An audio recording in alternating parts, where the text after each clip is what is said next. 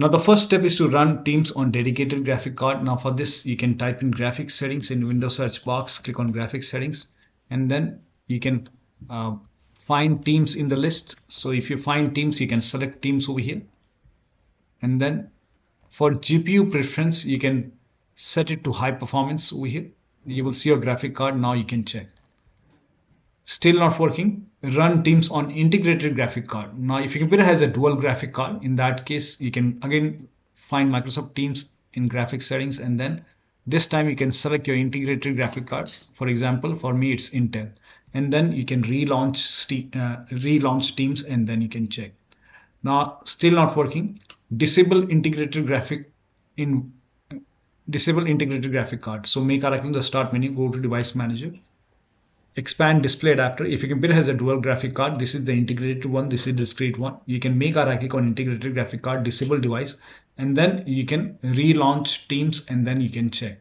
Still not working. Then in that case, you can come back and enable the integrated graphic card. Come back once you are done using Teams, you can come back, enable the device once again.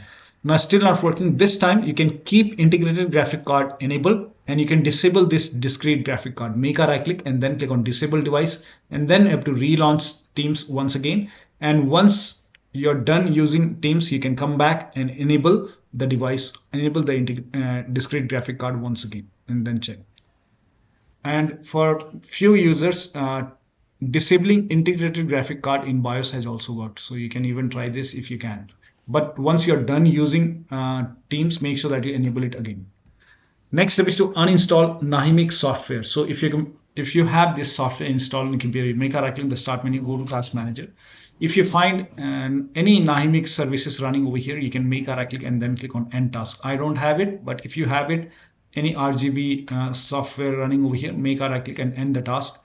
And then if that does not work, you can uninstall Nahimic software completely from your computer. You can use this Revo uninstaller. You can launch this Revo uninstaller. You can install it for free in Google search. You can find a Revo uninstaller in Google search, and you can download the free version. And if you find Nahimic, you can uninstall it and delete the registry as well using this application. Now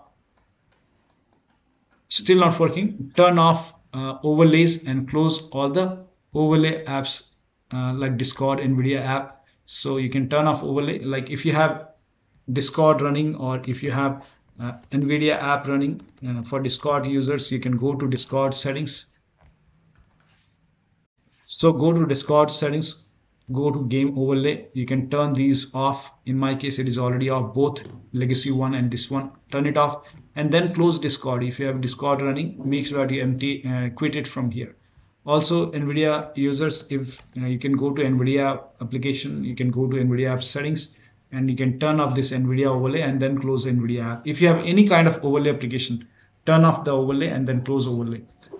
Next step is to enable or disable hardware accelerated GPU scheduling. Now for this, type in graphics settings in Windows search bar, click on graphics settings, go to advanced graphics settings. If hardware accelerated GPU scheduling, if this is off, turn it on.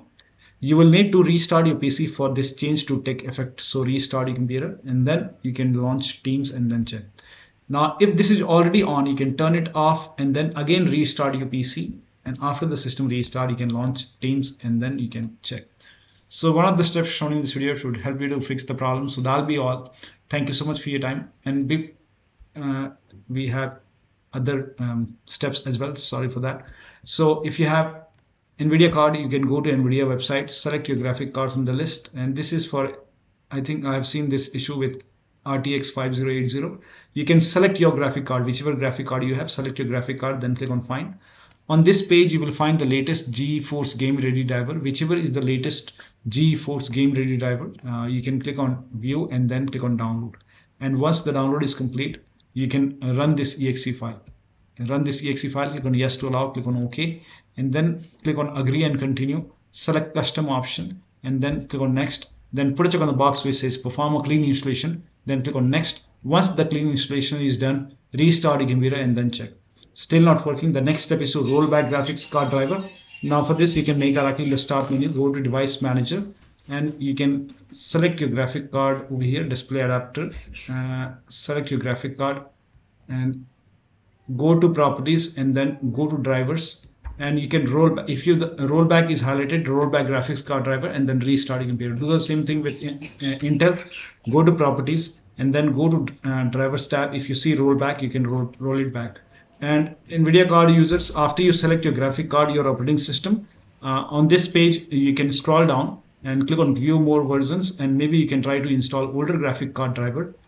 View it, download it, install it. When you go for installation, put a check on perform a clean installation and then restart your computer. Restart is a must and then check. Still not working, update the BIOS. So go to your system manufacturer website, select your model number and then update the BIOS. In case of laptop, make sure battery is more than 10% and the AC adapter is connected to the computer when you update the system BIOS. After the BIOS update, you can log into the computer and then you can use Teams.